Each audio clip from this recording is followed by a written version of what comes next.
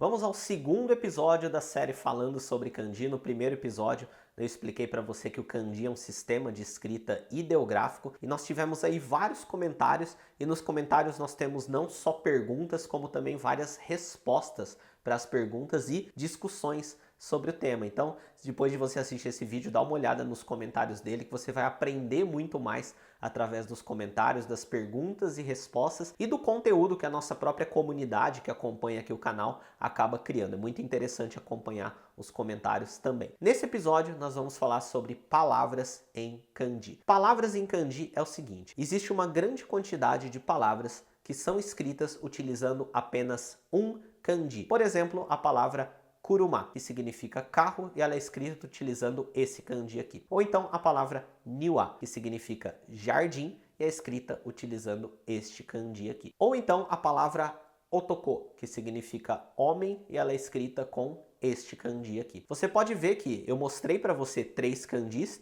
e eu falei a palavra foneticamente aqui. A maneira com que a palavra é falada foneticamente, ela pode ser representada utilizando o hiragana, que é um sistema de escrita do japonês que é fonético, onde cada uma das letras representa um som. Tem uma aula sobre o hiragana aqui no canal, depois dá uma olhada se você nunca estudou ele antes, para você saber como que ele funciona. E uma prática comum é, em cima da palavra em kanji, ser colocado a maneira com que essa palavra é lida em hiragana. Assim, ao olhar para o kanji, a pessoa consegue saber como que aquele kanji deve ser lido. Esse ato de colocar a leitura em hiragana em cima da palavra em kanji, em letras menores, é chamado de furigana. E é muito utilizado em materiais para estrangeiros, né, pessoas que estão aprendendo japonês, para crianças, para adolescentes, para pessoas que estão sendo alfabetizadas em geral. Praticamente todos os mangás, eles vêm com todas as palavras, ou quase todas,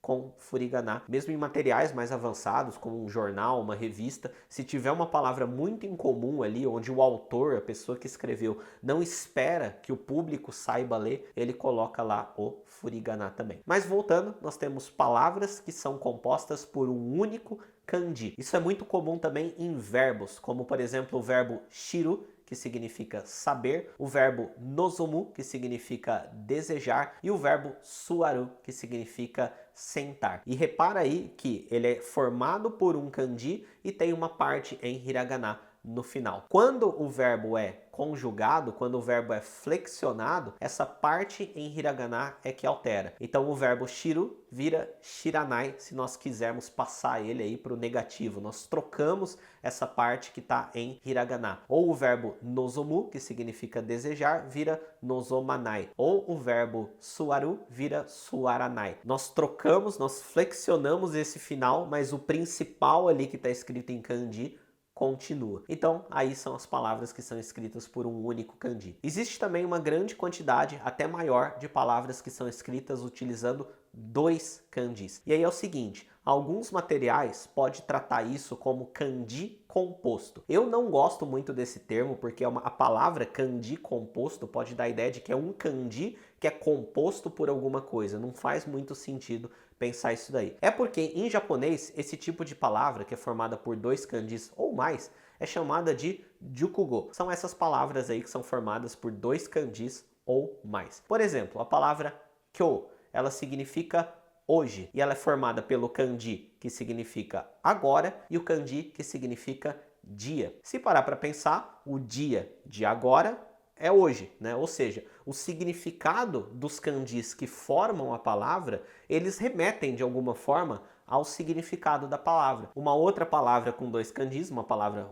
muito comum aí em materiais de japonês básico, daigaku, que significa universidade. Ela é formada pelo kanji que significa grande e pelo kanji que significa estudo. O grande estudo, universidade. Faz algum sentido pensar assim também. Agora deixa eu te mostrar uma coisa. Olha só essa palavra em kanji. Eu vou te falar que o primeiro símbolo ele significa razão, proporção. Você pode encontrar esses significados aí. E o segundo, você pode encontrar o significado de, por exemplo, contraste. A razão, a proporção, o contraste. Você consegue encontrar o significado dessa palavra? Vou te falar que essa palavra significa comparação. Pode ver como que não são todos os casos que é óbvio, que é muito fácil, apenas pelo significado do kanji, encontrar o significado dela. Só que isso remete ao fato de que quando a gente está lendo coisas em japonês, a gente não olha para kanji por kanji. A gente olha direto para as palavras. O nosso olho ele é treinado a encontrar já os padrões e a gente olha já para esses dois kanjis junto. E uma vez que a gente conhece essa palavra,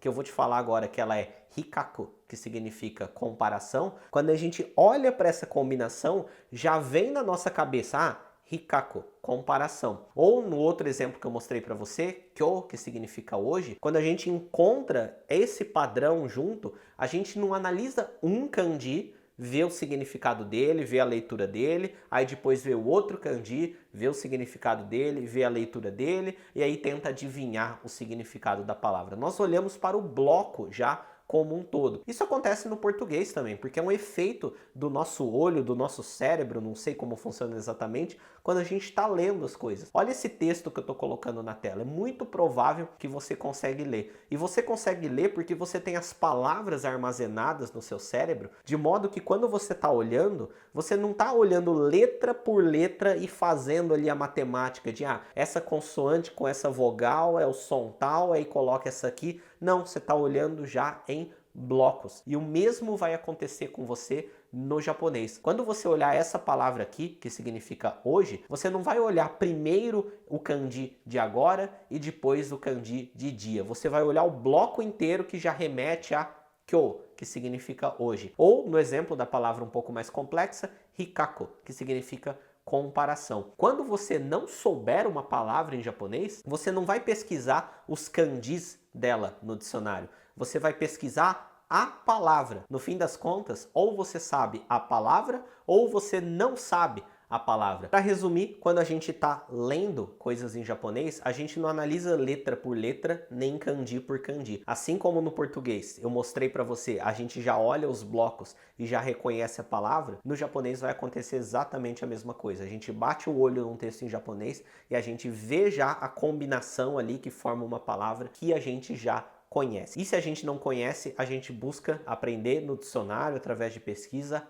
a palavra, que no fim é o que importa. O kanji, ele é usado para escrever palavras. Esse foi o segundo episódio, essa série falando sobre kanji, a gente vai desenvolvendo ela na medida que a gente tem a interação com o pessoal através dos comentários. Então eu queria que você deixasse as suas dúvidas sobre kanji aqui nos comentários, porque as suas dúvidas ajudam a criar os próximos episódios. O objetivo dessa série é fragmentar ao máximo os conceitos sobre kanji. Cada vídeo tem que ser muito fácil de compreender. Essa é a missão desse vídeo, fazer vídeos muito fáceis e pontuais, e a sua colaboração ajuda a gente muito. Então eu vejo você no próximo episódio. Tchau!